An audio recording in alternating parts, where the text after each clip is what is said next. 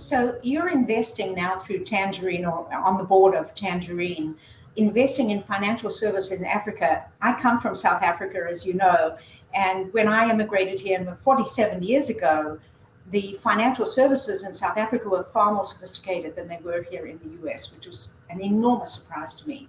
What are you hoping to do in the investment environment in financial services in Africa? Yes, so it's very interesting, and I've done a lot of work at the IFC and the World Bank on this as well. So the opportunity is obviously immense. It's a gigantic continent with lots of people, and maybe more importantly, lots of young people. And the penetration of financial services is really low. Less people have bank accounts, and very few people, have insurance and those type of things. But that's the opportunity, right? It's like where everyone doesn't have shoes. Does that mean you shouldn't open a shoe company, or does it mean that you can sell shoes to everybody?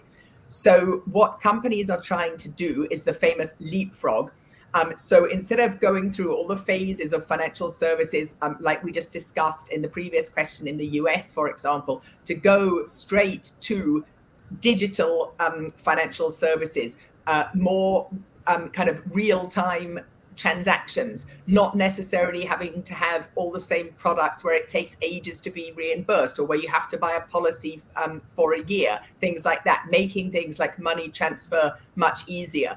And there are some great examples. The one that's really famous is the banking on your phone, M-Pesa in Kenya, which I can definitely tell you works a lot better than most banking in the US. So I think it's a great opportunity, but it's also a challenge because people don't have that much understanding of financial services. You don't grow up with it. You don't go to the bank with your parents, or get your first car insurance when you're 16 or 17, like perhaps we did. But the opportunity is massive, and what's exciting for me is to kind of start and build companies how they should be now, rather than having to deal with the legacy systems and issues that some of these companies that are 50, 100, 150 years old are facing.